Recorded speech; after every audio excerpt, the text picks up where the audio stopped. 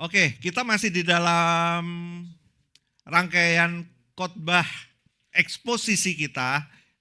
Kita ada tema eksposisi dari surat Paulus untuk jemaat di Kolose. Berakar dalam Kristus. Coba bilang berakar dalam Kristus. Nah, untuk hari ini kita akan mulai di dalam Kolose pasal yang ketiga ayat 5 sampai 17. Kolose ayat 3 ayat 5 sampai 17 dan saya memberi judul khotbah ini adalah bukan aku lagi. Coba katakan bukan aku lagi. Oke. Nah, kira-kira pernah nggak kita merasa, teman-teman kita merasa nih kok kayaknya ada dua orang atau dua kepribadian di dalam hidup kita. Jadi kadang-kadang kita merasa bahwa aku ini kan satu sisi aku ini udah hidup buat Tuhan. Gitu kan. Aku sudah hidup buat Tuhan, aku udah hidup bagi Tuhan. Dan harusnya aku ini menjadi sabar gitu kan. Rendah hati, penuh kasih. Supaya menjadi serupa dengan Kristus. Gitu.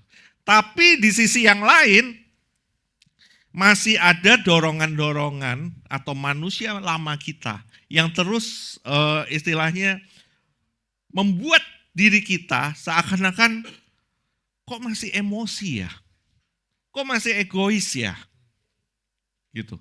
Jadi satu sisi kita hidup sepertinya kita hidup kudus gitu, kita mau sabar gitu, buah roh ada di dalam hidup kita. Tapi di sisi yang lain hidup kita nggak kudus, hidup kita kudis. Penuh dengan emosi, penuh dengan amarah. Kadang kita bertanya, kenapa ya kok aku masih bisa marah seperti ini? Kenapa ya aku kok masih bisa emosi? Kenapa ya aku kok sulit mengampuni? Padahal kan bukannya aku sudah jadi orang percaya. Seringkali kita bertanya seperti itu loh. Bukannya kalau kita udah jadi orang percaya, harusnya emosi itu lenyap begitu saja. Harusnya ketika udah jadi orang percaya, kita mudah nih untuk mengampuni. Mengampuni orang yang membenci kita, mengampuni orang yang ngeselin kita, rasanya susah banget. Mungkin mengampuni orang tua kita, rasanya susah banget. Mungkin untuk mengampuni siapa kita, misalnya mantan kita. Mungkin susah untuk mengampuni siapa lagi, mengampuni bos kita mungkin yang udah mengecewakan kita, susah banget. Padahal kita bilang udah orang Kristen. Waktu jadi orang Kristen, sabar. Waktu jadi orang Kristen, penuh dengan kasih ceritanya. Tapi di satu sisi nggak seperti itu. Nah, kayak ada dua kepribadian di dalam hidup kita. Kenapa bisa seperti itu? Nah, di dalam kitab Kolose 3 ayat 5 sampai 17 kita akan membahas ini lebih lanjut. Yuk kita sebelum masuk dalam Kolose kita akan baca dulu ayatnya.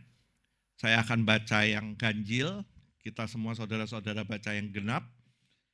Saya yang hitam, saudara yang orange.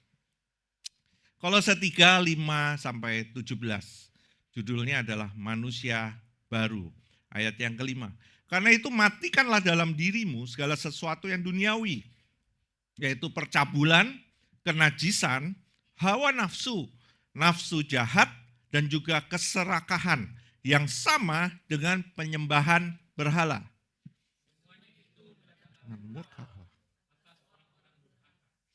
Dahulu kamu juga melakukan hal-hal itu ketika kamu hidup di dalamnya.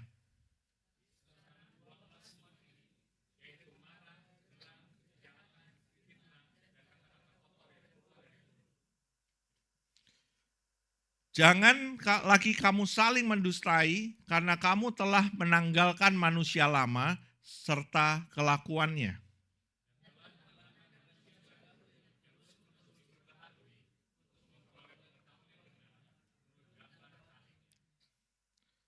Dalam hal ini tiada lagi orang Yunani atau orang Yahudi, orang bersunat atau orang tak bersunat, orang barbar atau orang skit, budak atau orang merdeka. tetapi Kristus adalah semua dan di dalam segala sesuatu.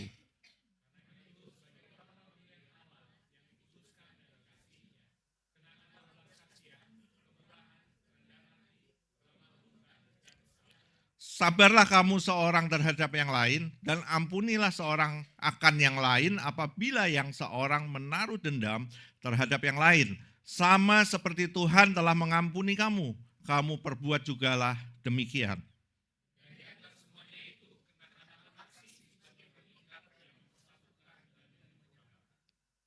Ayat yang ke-15, hendaklah damai sejahtera Kristus memerintah dalam hatimu, karena untuk itulah kamu telah dipanggil menjadi satu tubuh dan bersyukurlah.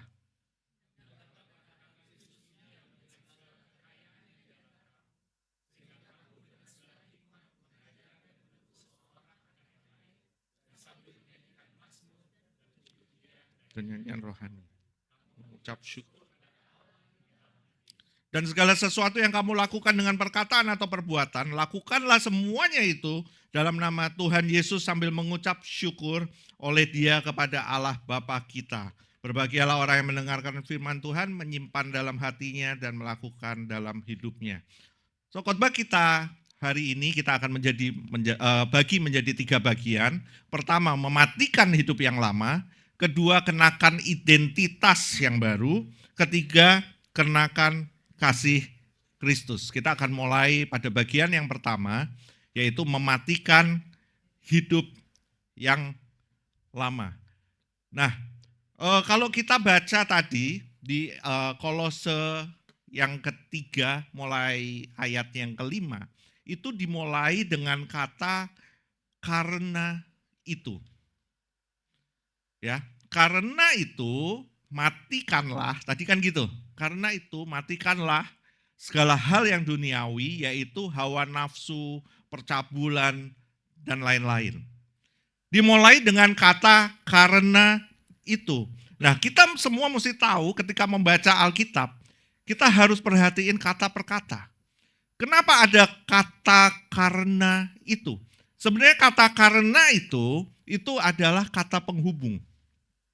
Ya, misalnya gini, kalau kata penghubung itu biasanya ada sebab, dihubungkan dengan kata penghubung, kemudian ada akibat. Misalnya kayak gini, hujan turun tuh semalaman, karena itu rumahku kebanjiran. Gitu kan, sebabnya hujan deras, karena itu kebanjiran.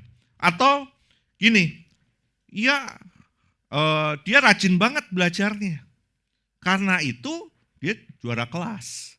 Wajar dong dia juara kelas gitu. Jadi karena itu adalah kata penghubung. Kayak kalau Glenn sering khotbah, that's why. Nah, itu.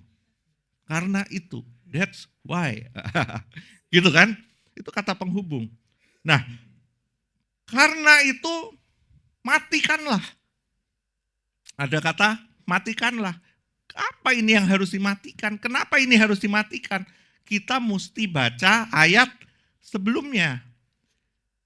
Karena itu kita harus baca ayat sebelumnya. Ayat sebelumnya apa sih? Di dalam Kolose 3, ayatnya ketiga sampai keempat, dikatakan, sebab itu, sebab kamu telah mati dan hidupmu tersembunyi bersama dengan Kristus di dalam Allah. Apabila Kristus yang adalah hidup kita menyatakan diri kelak, kamu pun akan menyatakan diri bersama dengan Dia dalam kemuliaan. Nah, di sini yang di bold kata kamu telah mati dan hidupmu tersembunyi bersama dengan Kristus di dalam Allah. Sebenarnya ini kita bicara apa? Status kita atau identitas kita saat ini, kita telah mati. Mati terhadap apa? Mati terhadap dosa. Dan hidupmu tersembunyi bersama dengan Kristus di dalam Allah. Itu status kita atau identitas kita hari ini. Ketika sebab kamu telah mati, ini maksudnya kamu tidak lagi diikat oleh masa lalu, dosa, dan tekanan dunia. Kamu sudah dibebaskan untuk hidup dalam identitas yang baru di dalam Kristus. Kamu udah gak lagi diikat oleh masa lalu kamu. Apa masa lalu kamu? Apapun yang mungkin udah kamu lalui, yang kamu udah perbuat di masa lalu kamu. Apapun hal-hal yang menyakitkan yang ada di masa lalu kamu. Apapun yang kamu perbuat di masa lalu kamu. Itu udah bukan status kamu lagi. Udah bukan identitas kamu lagi. Karena ketika kamu hari ini udah percaya, maka ini udah menjadi status kita. Kita sudah mati. Kamu sudah dibebaskan untuk hidup dalam identitas yang baru di dalam Kristus. Nah, hidupmu tersembunyi bersama dengan Kristus di dalam Allah. Maksudnya apa? Ketika kita percaya kepada Kristus, kita tidak hanya mengikutinya, tapi kita juga menyatu dengan Dia. Ingat di dalam Yohanes 14 ayat 20 dikatakan pada waktu itulah kamu akan tahu bahwa aku di dalam Bapa-Ku dan kamu di dalam aku dan aku di dalam kamu. Ini sebenarnya status kita. Bahwa hari ini Yesus sudah di dalam Bapa, kita ada di dalam Dia dan Dia ada di dalam kita. Jadi kehidupan kita itu gini nih, ini misalnya ini kita. Ini udah diselubungi dengan Tuhan. Jadi ketika Bapa melihat kita, Dia bukan melihat kita. Dia melihat anaknya. Gitu. Ini status kita, tapi kadang-kadang kita nggak sadar hari ini status kita udah seperti ini. Gitu. Dunia mungkin tidak melihat siapa kamu sebenarnya, tapi Allah tahu. Dan identitasmu itu nggak ditentukan sekarang ini karena kita udah mati, ya. Kita udah mati dan hidupmu tersembunyi, maka identitasmu tidak ditentukan oleh penilaian orang lain, prestasi atau pencapaian dunia atau masa lalumu. Udah nggak ditentukan oleh itu lagi. Dan hidupmu aman. Kenapa? Tidak bergantung perasaan hari ini, tapi tertanam dalam kasih dan kuasa Allah yang tidak pernah berubah. Kalau kita kasih manusia, bisa berubah-ubah. Tapi kasih Allah itu tetap kekal selama-lamanya. Apapun yang kita lalui, Dia mengasihi kita. Apapun keadaan kita, Dia tetap mengasihi kita. Sebelum kita mengasihi Dia, Dia sudah terlebih dahulu mengasihi kita. Bukan dalam arti waktu kamu berdoa. Bukan dalam arti waktu kamu jadi pimpin pujian. Bukan dalam arti waktu kamu kayaknya doa syafaat 24 jam atau puasa 24 jam. Bukan dalam arti seperti seakan-akan kamu lagi, wah kudus-kudusnya terus itu jadi membuat Tuhan lebih mengasihimu. No. Sebelum kamu melakukan itu semua, Dia udah mengasihi engkau. Dan kasihnya tidak akan berubah. Kasihnya tidak ditentukan oleh perbuatan kita. Kasihnya tidak ditentukan oleh apa yang kita lakukan. Tapi kasihnya itu kekal selama-lamanya buat setiap kita. Amin. Lanjut ke Kolose yang 3 tadi, kita sudah tahu ya. Sebabnya kenapa? Sebabnya karena kita sudah mati. Dan kita udah di dalam Dia. So, Kolose 3 ayat 5-6 dikatakan, karena itu matikanlah, garis bawahi kata matikanlah, dalam dirimu segala sesuatu yang duniawi, yaitu percabulan, kenajisan, hawa nafsu, nafsu jahat, dan juga keserakahan, yang sama dengan penyembahan berhala. Semuanya itu mendatangkan murka Allah atas orang-orang durhaka.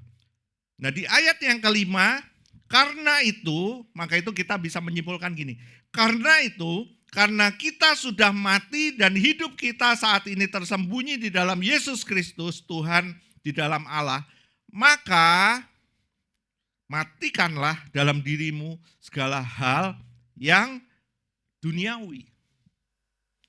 So kata matikanlah di sini, ini aslinya dalam bahasa Yunani yang saya nggak bisa baca apa itu, Tapi sebenarnya ini adalah kata kerja aktif imperatif. Apa itu? Bentuk perintah. Jadi memiliki arti aslinya gini, membuat mati, memusnahkan pengaruh hidup dari sesuatu. Dan implikasinya adalah tindakan sadar, serius, dan tuntas terhadap dosa dalam hidup yang sudah ditebus Kristus. Nah ini berarti gini, ini bukan soal sekadar menahan diri sesaat, ya, tapi tentang membuang sumber daya dosa dari dalam hati kita karena kita sekarang hidup di dalam Kristus. Sekali lagi ini bukan soal sekedar menahan diri sesaat, tetapi tentang membuang sumber daya dosa di dalam hati kita karena kita sekarang hidup dalam Kristus. Jadi dosa itu bukan disingkirin, teman-teman. Dosa itu, misalnya saya menganalogikan gini, ada sampah, ya, ada sampah di dalam hidup kita, ada sampah di rumah kita. Sampah itu kita masukin ke plastik, ya, kita bungkus plastiknya, kita buang. Bukan sampah itu kita simpen, meskipun sampah itu nggak bersama dengan kita, tapi kita simpen. Bukan kayak gitu, sampah itu harus dibuang. Jadi kita harus terus-menerus menyadari akan keberdosaan kita dan kita melawan setiap dosa kita. John Owen bilang gini, teruslah membunuh dosa atau dosa akan membunuhmu.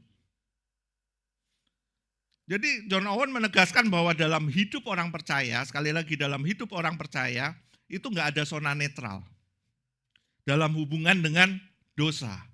Jadi enggak ada yang netral dalam hubungan dengan dosa. Kita nggak bisa bersikap pasif atau setengah hati terhadap dosa. Kalau kita tidak secara aktif mematikannya, maka dosa akan secara aktif merusak, menguasai, dan menghancurkan jiwa kita.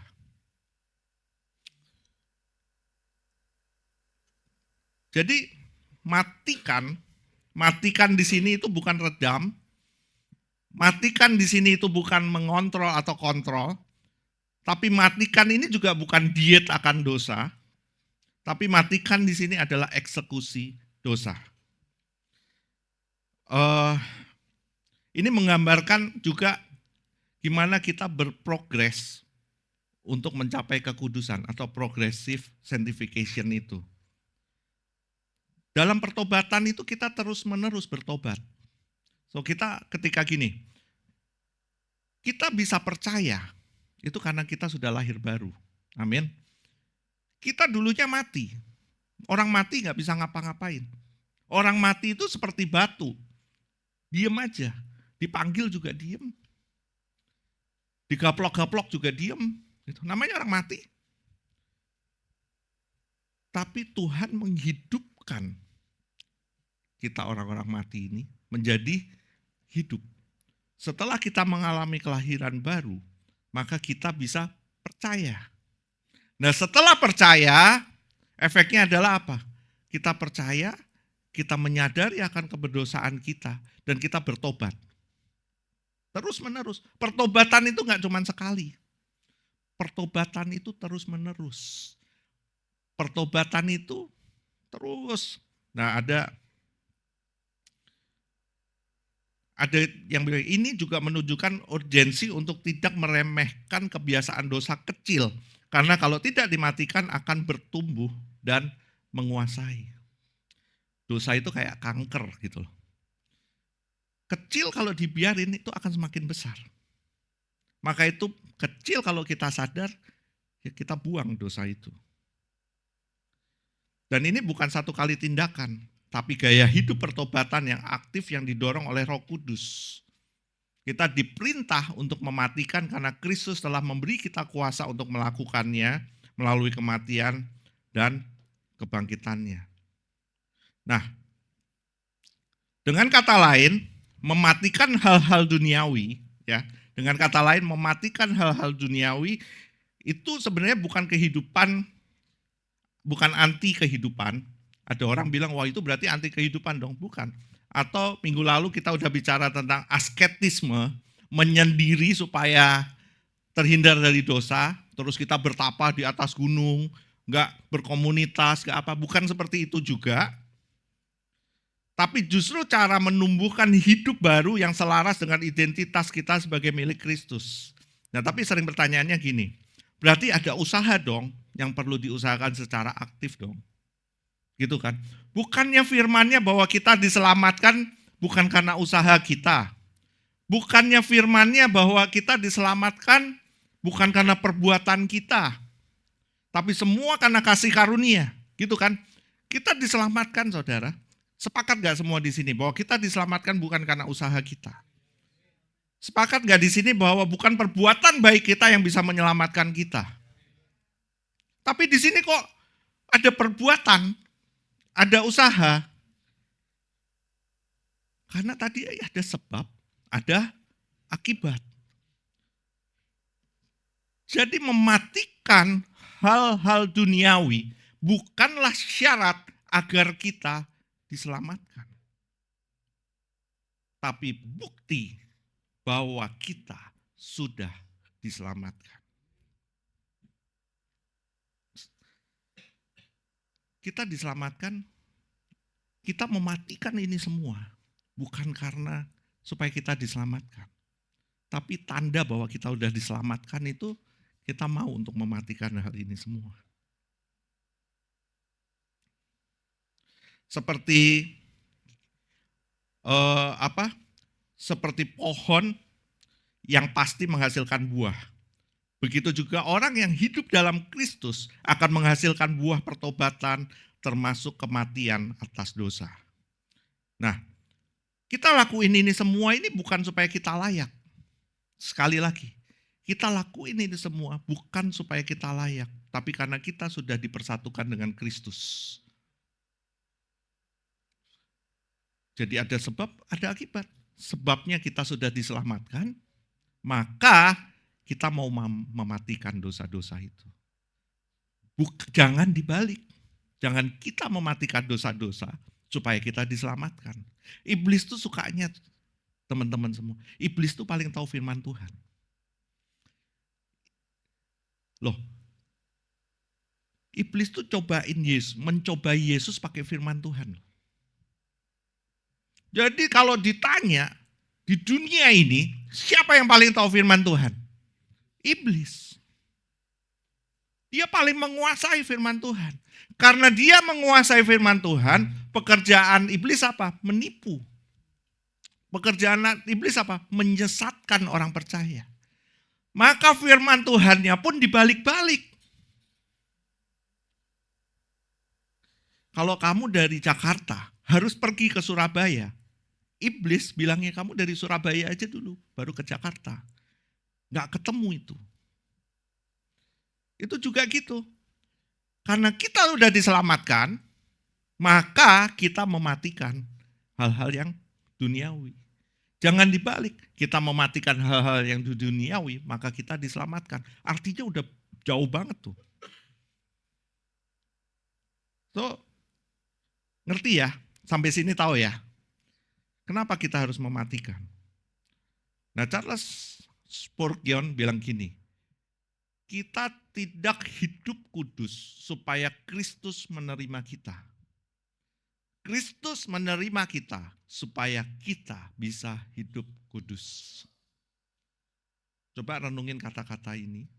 Kita tidak hidup kudus supaya Kristus menerima kita. Kristus menerima kita supaya kita bisa hidup kudus.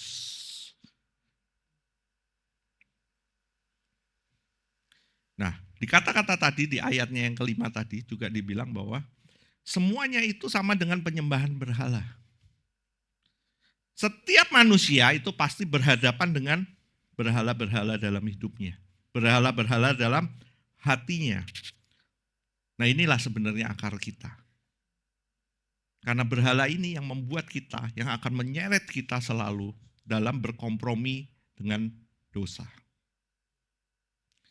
Tim Keller bilang, berhala adalah sesuatu yang lebih penting bagimu daripada Tuhan. Kita coba pikir, apa sih yang menjadi lebih penting dalam diri kita daripada Tuhan? Apakah pekerjaan kita lebih penting daripada Tuhan? Apakah keluarga kita? Apakah suami kita? Apakah istri kita? Apakah anak-anak kita lebih penting daripada Tuhan? Apakah pelayanan kita lebih penting daripada Tuhan? Kita bisa introspeksi diri.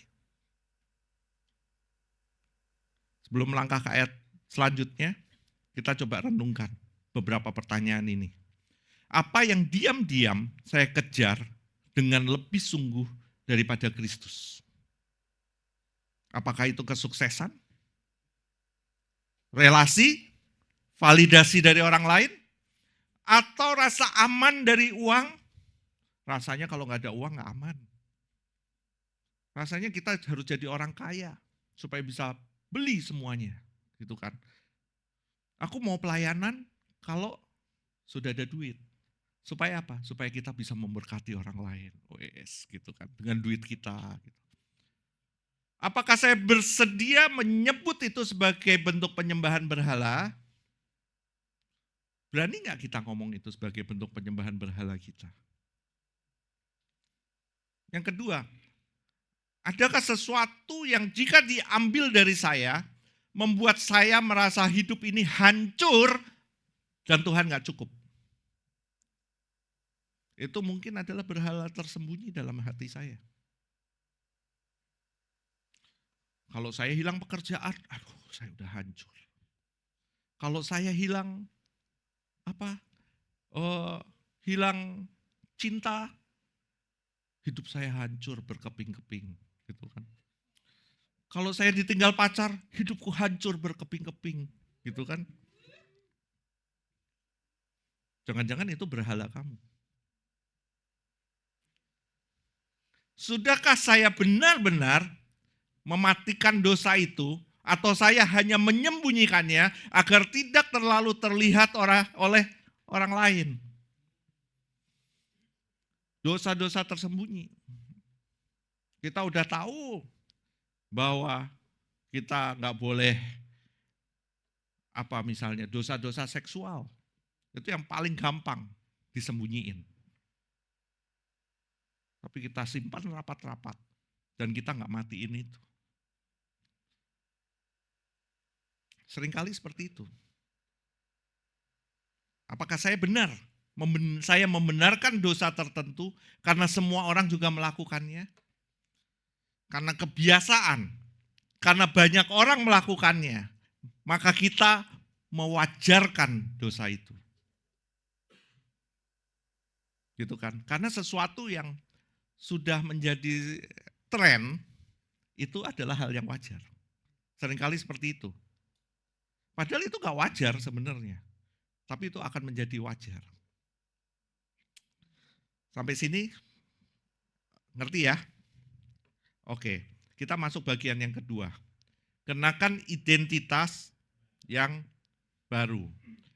Kita lanjut dalam Kolose 3 ayat 9 sampai 11. Jangan lagi kamu saling mendustai karena kamu telah menanggalkan manusia lama serta kelakuannya dan telah mengenakan manusia baru yang terus-menerus diperbaharui untuk memperoleh pengetahuan yang benar menurut gambar Khaliknya. Dalam hal ini tiada lagi orang Yunani atau Yahudi, orang bersunat atau tak bersunat, orang barbar atau orang skit, budak atau orang merdeka, tetapi Kristus adalah semua dan dalam segala sesuatu. Dikatakan di sini, jangan lagi kamu berdusta satu terhadap yang lain. Nah, di sini Paulus memberi perintah yang sebenarnya sederhana banget. Sederhana banget, tapi dalam, yaitu berhenti berdusta. Apa itu? Ini bukan soal berkata nggak benar, gitu kan. Seringkali kita mikir berdusta itu adalah ketika kita berkata-kata yang nggak benar.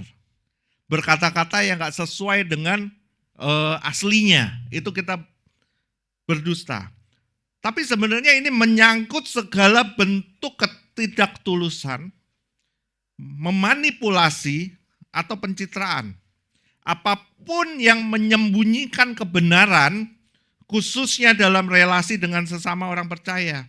Contohnya dalam konteks masa kini gini nih. Saya pura-pura semuanya ini baik-baik saja. Gitu. Semuanya it's okay, baik-baik aja. Karena sebenarnya saya takut untuk dilihat lemah. Takut teman-teman melihat lemah gitu. Akhirnya saya menutupi kebenaran karena takut dilihat lemah, takut konflik, tapi akhirnya merusak kepercayaan. Nah, kebohongan itu membelah, kebenaran itu yang menyatukan. Komunitas yang sehat lahir dari orang-orang yang jujur meskipun lemah. Nah, kita di UC ini, kita punya satu value yang namanya openness. Keterbukaan. Jadi kita semua belajar untuk saling mendoakan, untuk menopang satu sama yang lain. Ketika ada satu yang lemah dalam kelemahan, yuk kita temani dia. Kita temani di dalam kelemahan. Karena firman-Nya sendiri bilang, di dalam kelemahanmu lah kuasaku sempurna. Amin. Kolose 3 ayat yang ke-10 lanjutannya, dan telah mengenakan manusia baru yang terus-menerus diperbaharui untuk memperoleh pengetahuan yang benar menurut gambar Khaliknya. Telah mengenakan manusia baru. Nah, kata mengenakan di sini ini bisa dibilang seperti gini nih. Sama seperti kita mengenakan pakaian. Sama. Artinya itu sama seperti kita mengenakan pakaian. Jadi kalau mengenakan manusia baru itu seperti mengganti baju yang lama dengan jubah yang baru, yang bersih dan layak. Jadi seperti gini, kalau yang hidup yang lama itu, hidup yang lama kayak kita pakai baju nih, terus penuh dengan kotoran compang-camping, nah noda-nodanya ini nih dosa kita. Gitu ya. Baju kita ini penuh dengan noda-nodanya ini dosa-dosa kita. Nah, perintahnya itu bukan kita copot bajunya terus kita cuci supaya nodanya itu bersih. Enggak seperti itu. Tapi Tuhan minta kita buang baju ini dan dia akan gantikan baju yang baru. Jadi baju lama kita itu buang. Jangan disimpan lagi. Buang. Ganti dengan baju yang baru. Dia sendiri yang akan menyiapkan baju itu buat kita. Nah, di dalam kehidupan, ini bukan soal berusaha jadi lebih baik. Tapi tentang menerima identitas yang baru dari Tuhan. Kamu juga bukan lagi produk masa lalumu. Tapi kamu adalah ciptaan yang baru. Ini juga bukan topeng kita yang baru. Ini tapi dari hati yang diubah dari dalam keluar. Amin. Dikatakan lagi yang terus-menerus diperbaharui. Nah di sini kalau kita baca perjanjian baru, ini dari bahasa atau kata Yunani yang sebenarnya artinya gini. Yang terus-menerus diperbaharui itu sama dengan berkelanjutan. Jadi kita bukan hanya diubah sekali, tapi terus diperbaharui hari demi hari oleh Roh Kudus. Jadi kalau kebetulan saya senang komputer, ini gadget, senang gadget. Nah saudara juga pasti punya gadget semua gitu kan. Nah kekristenan itu bukan seperti gini, one time install. Jadi sekali install aplikasi beres gitu. Enggak seperti itu. Tapi kita install aplikasi, kita butuh tiap hari update. Jadi ada auto update-nya. Gitu. Karena kenapa? Karena enggak ada istilah udah cukup rohani. Karena setiap hari, setiap waktu, dosa itu coba masuk lewat pop-up. Banyak kan, aplikasimu juga pasti banyak pop-up tuh. Gitu pop-up apa? Gacor. Apa itu gacor? Ada pop up apa? Pinjol. Itu biasanya karena kamu suka buka yang aneh-aneh. Maka itu pop up-nya muncul. Di aplikasi saya juga sering muncul. Glenn ketawanya paling kenceng.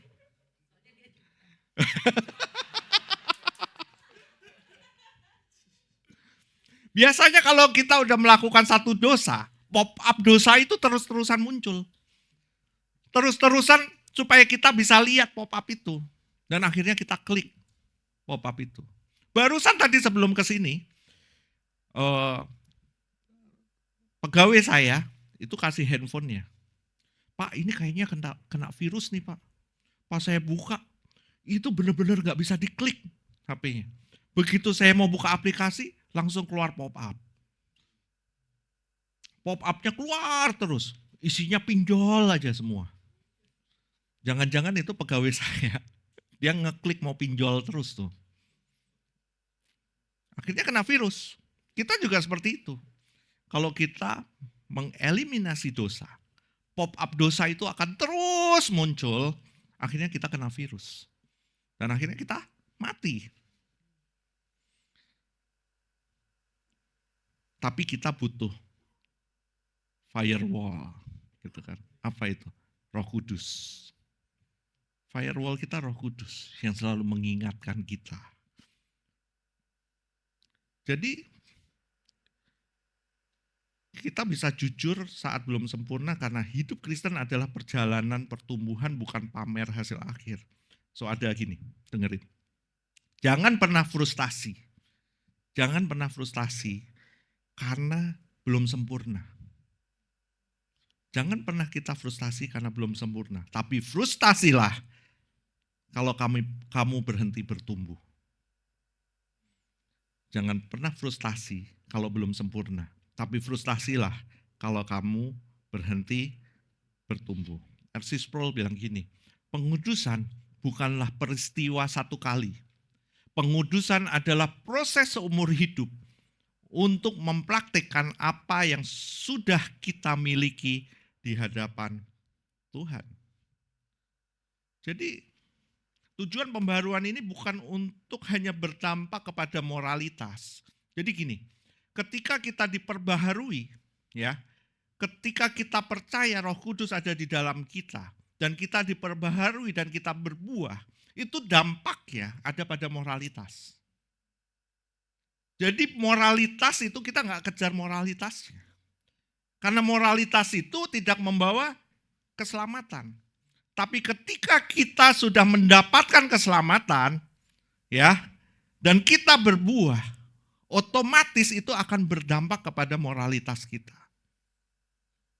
Nah ini nggak cuman berdampak kepada moralitas, tapi lebih kepada pengalaman relasi yang makin dalam dengan Tuhan. Jadi ketika kita melakukan itu semua, itu nggak cuma berdampak pada moralitas, tapi dengan relasi kita dengan Tuhan juga. Mengenal Dia seperti kita diciptakan untuk mengenalnya, kita sedang dipulihkan ke dalam gambarnya seperti yang dimaksud sejak penciptaan. Waktu kita diciptakan, manusia diciptakan pertama kali diciptakan menurut gambar kaliknya. Menurut gambar rupa Allah. Nah kita hari ini itu udah hancur semuanya. So kita hari ini dipulihkan terus menerus untuk menjadi kembali kepada serupa dengan gambar kaliknya. Jadi kalau dunia itu mendefinisikan identitas kita itu dari luar. Dari luar. Contohnya apa? Prestasi kita. Penampilan kita. Gitu kan? Pencapaian kita. Kita harus tampil sesempurna mungkin menurut gambar dunia supaya kita bisa mencapai sesuatu. Itu dari luar. Itu menggambarkan status kita dari luar. Tapi Allah memulihkan kita dari dalam. Menjadi seperti gambarnya. Ini bukan soal Gini, ini bukan soal kamu tahu Alkitab, fakta Alkitab, tapi kamu lebih makin selaras dengan karakter dan kehendak Tuhan. Nah, Kolose 3 ayat 10b untuk memperoleh pengetahuan yang benar menurut gambar kaliknya tadi. Nah, masuk Kolose yang 11. Dalam hal ini tiada lagi orang Yunani atau orang Yahudi, orang bersunat atau tidak bersunat, orang barbar atau orang skit, budak atau orang merdeka, tetapi Kristus adalah semua dan dalam segala sesuatu. Jadi di sini siapapun kita, apapun keberadaan kita, dari strata sosial apapun kita, itu udah gak pengaruh. Dari mana kalau orang Jawa bilang ada bibit, bebet, bobot gitu kan. Itu udah gak pengaruh.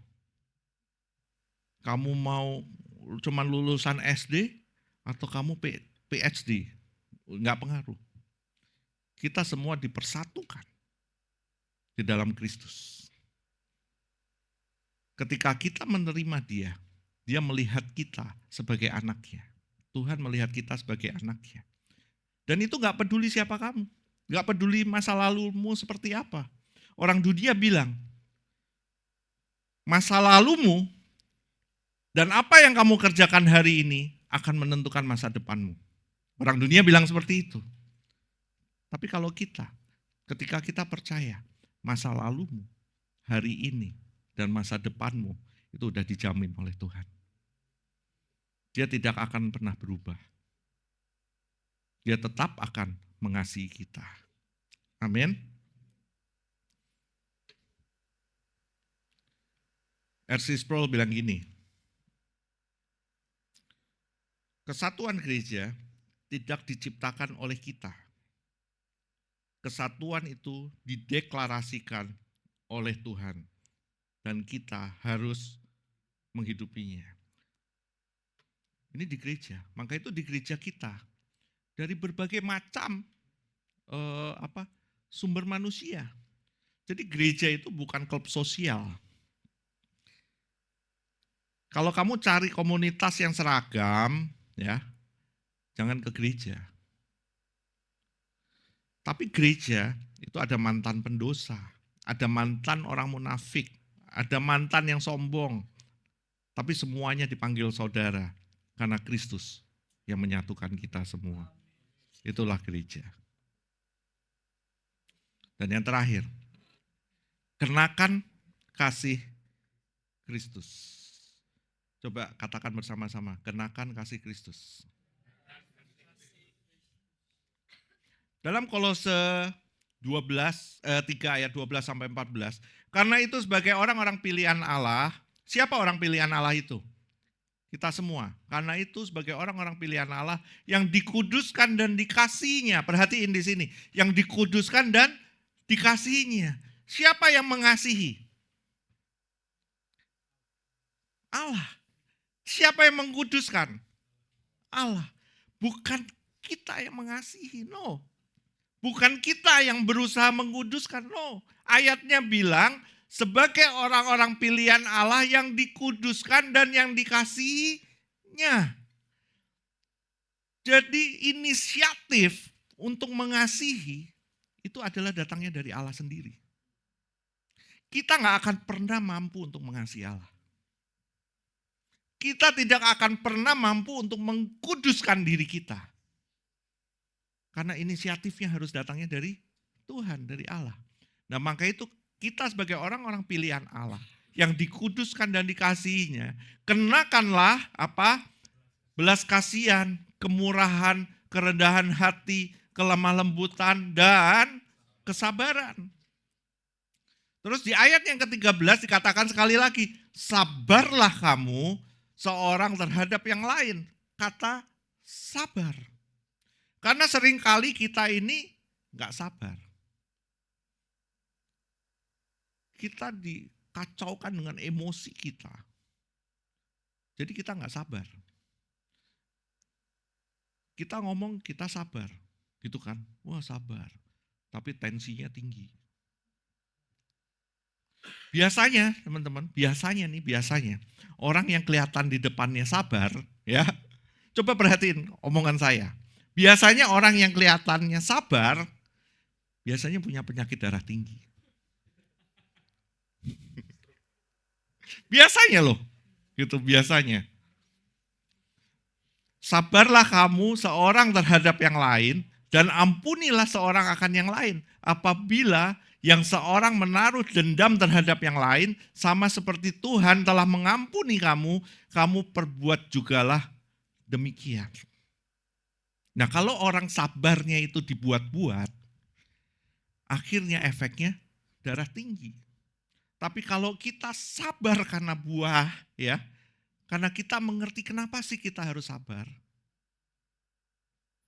Karena sama seperti sabarlah, jangan menaruh dendam terhadap yang lain, sama seperti Tuhan telah mengampuni kamu. Dia yang terlebih dahulu.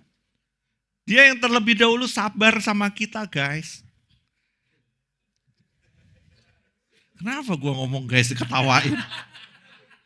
Nggak biasa ya.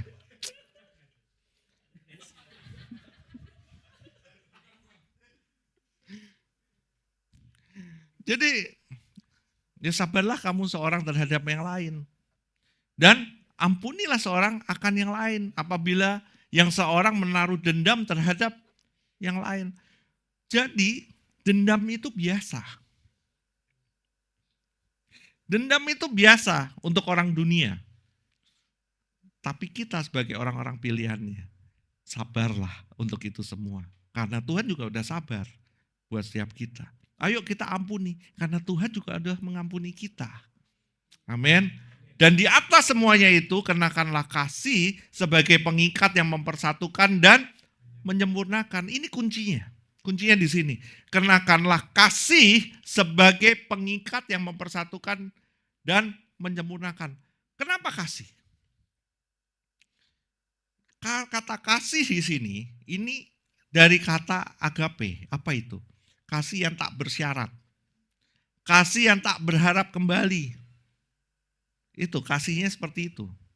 Dan kasih ini cuma dimiliki oleh Kristus sendiri. So kenakanlah Kristus, kasihnya Kristus sebagai pengikat yang mempersatukan dan menyempurnakan. Dia udah mati di atas kayu salib buat setiap kita. Dia yang menebus setiap dosa-dosa kita.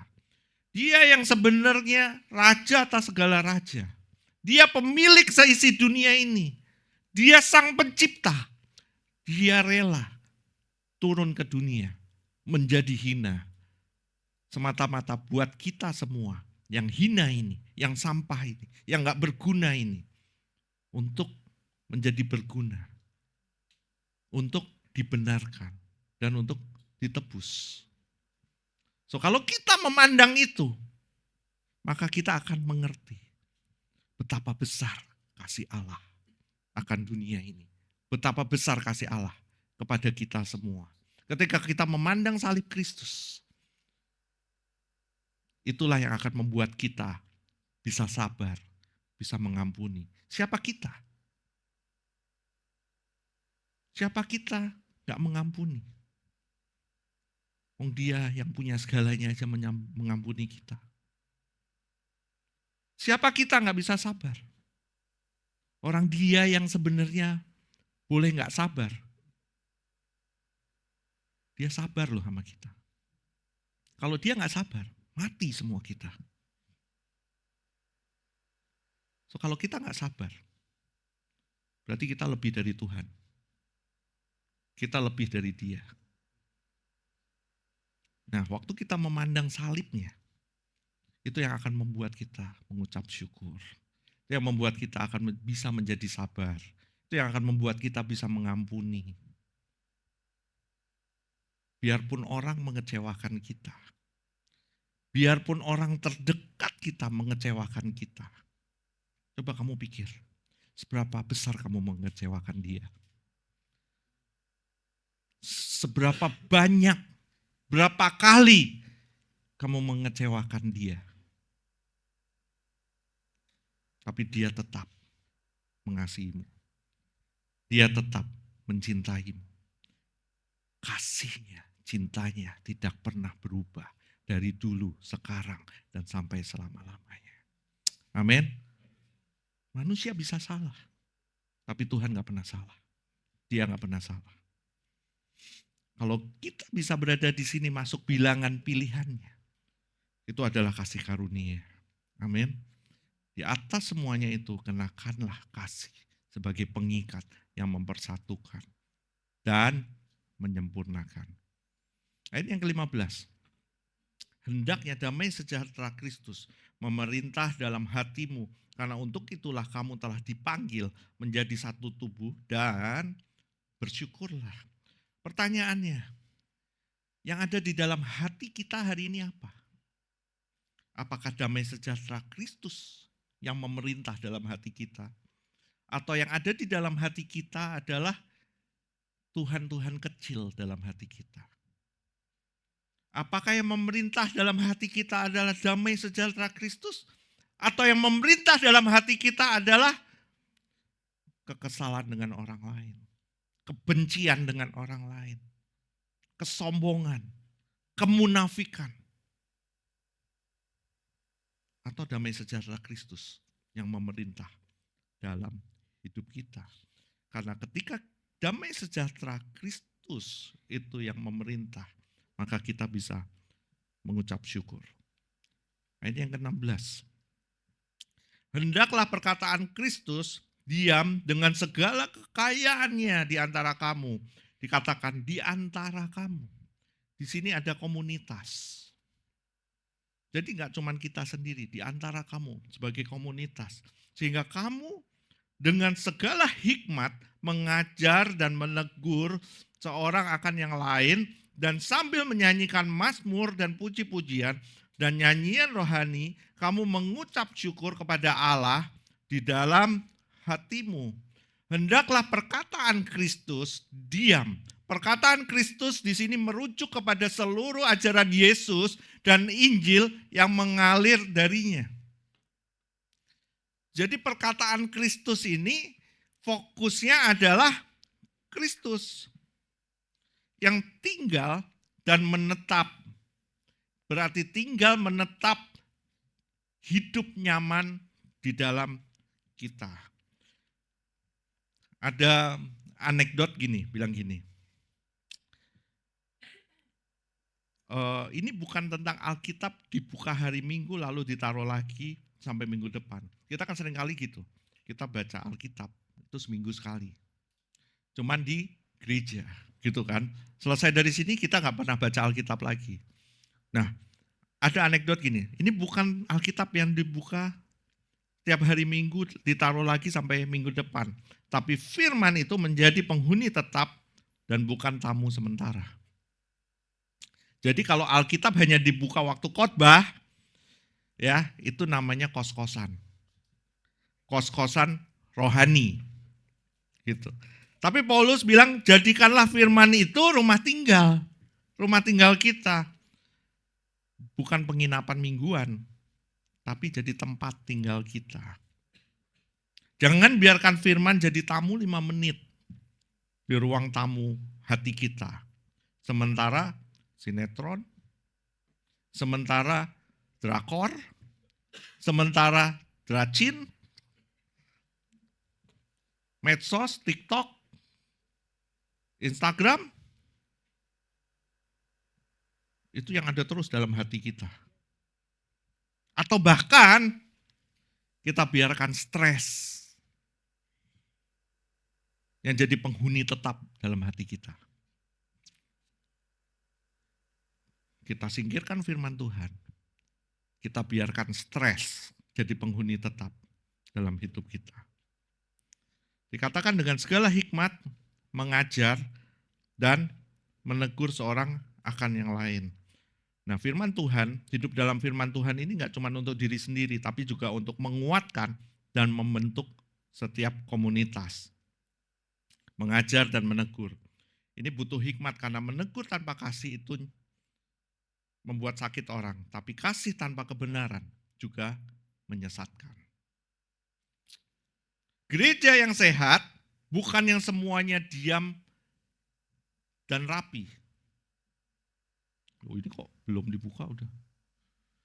Gereja yang sehat itu bukan semua yang diam dan rapi, tapi yang berani saling membentuk dengan kebenaran, bukan yang suka nyindir-nyindir gitu, bukan. Amin. Nah, lanjutannya dikatakan menyanyikan mazmur, puji-pujian dan nyanyian rohani dan syukur dalam hatimu. Jadi hidup yang dipenuhi firman itu menghasilkan penyembahan yang alami, bukan dibuat-buat. Seringkali kita menyembah itu nggak alami, tapi kita buat-buat. Karena jadi rutinitas atau apa. Mazmur dan puji-pujian, nyanyian rohani menunjukkan variasi ekspresi iman kita. Baik dalam kitab Mazmur, lagu jemaat maupun inspirasi lagu baru sesuai dengan firman. Nah ini, kuncinya, dengerin baik-baik, kuncinya bukan teknik vokal. Sekali lagi kuncinya bukan teknik vokal. Mario Marco, mana? Kuncinya bukan teknik vokal. Tapi kuncinya adalah pengucapan syukur dari hati kita. Itu kuncinya.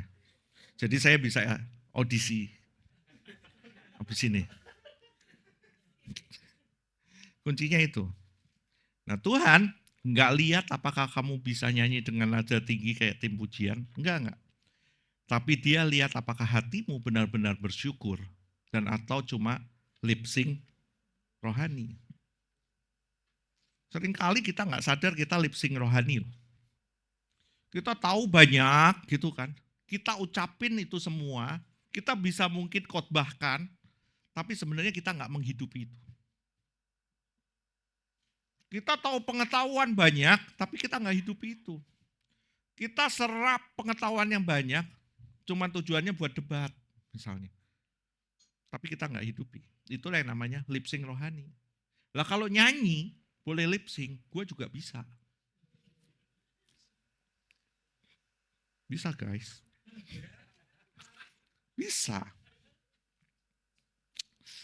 Penyembahan bukan sekedar bernyanyi.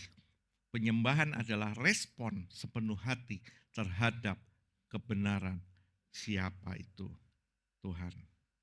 Jadi Tuhan gak cuma lihat saat kita angkat tangan di ibadah, tapi juga saat kita angkat suara kita, angkat nada kita, ke pasangan kita, ke teman-teman kerja kita, ke teman-teman pelayanan kita, ke komunitas kita, ke adik kita, kakak kita, suami kita, keluarga kita, semua.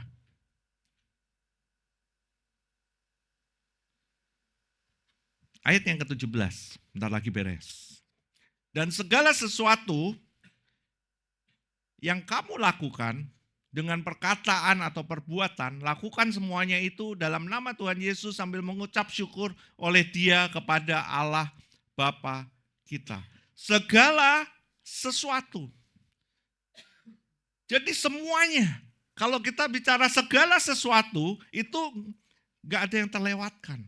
Semuanya itu kamu lakukan dengan yang kamu lakukan dengan perkataan atau perbuatan, lakukanlah semuanya itu dalam nama Tuhan Yesus sambil apa?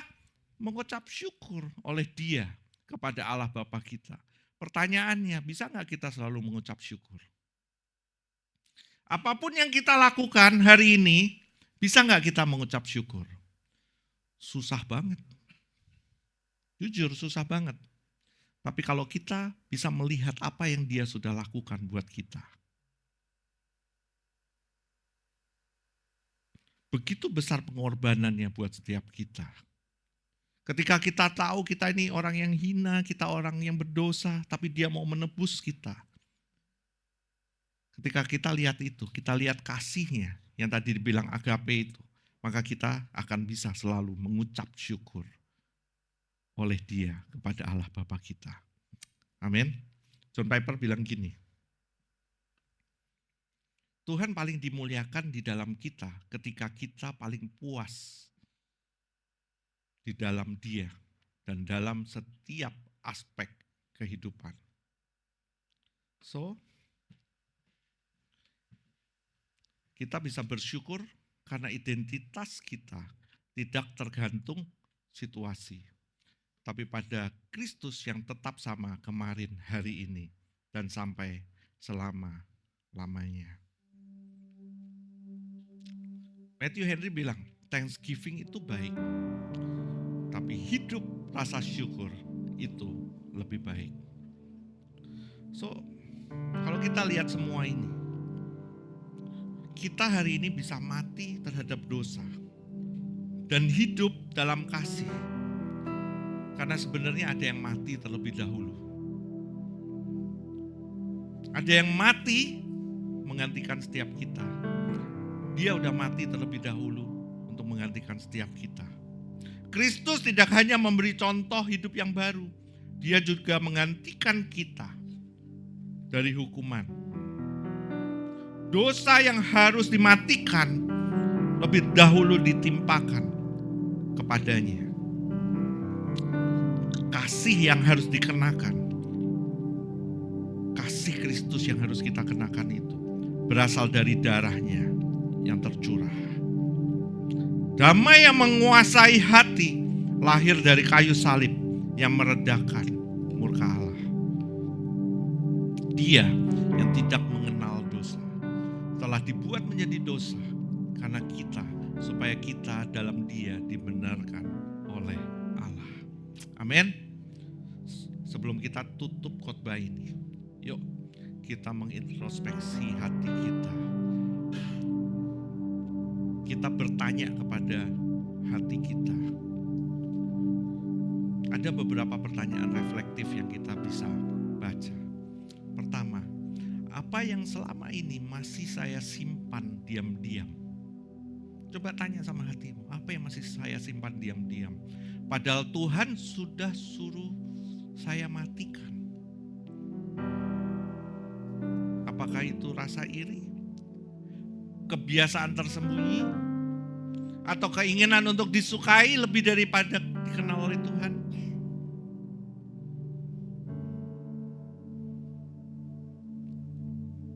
Apakah saya sungguh-sungguh percaya bahwa identitas saya sudah diperbaharui dalam Kristus, atau saya masih hidup seperti versi lama saya? Saat saya marah, kecewa, atau terancam, pakaian rohani apa yang paling mudah saya lepaskan? Kasih, kesabaran, atau pengampunan?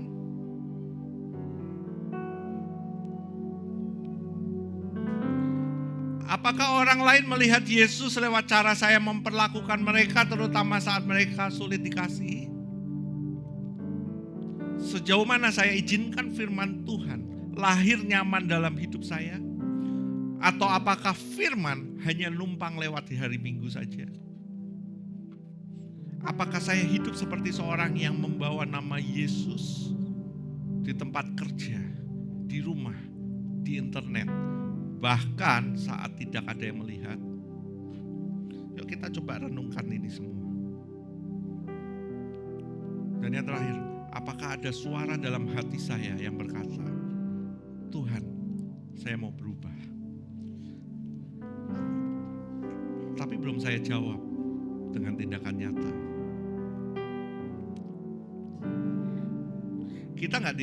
Kita nggak diminta untuk menjadi sempurna hari ini. Tapi kita dipanggil untuk berpakaian sesuai dengan siapa kita sekarang. Anak-anak terang, manusia baru, umat yang dikasihi Allah. Pertanyaannya, sudahkah saya hidup seperti itu hari ini? Soli Deo Gloria. Yuk mari kita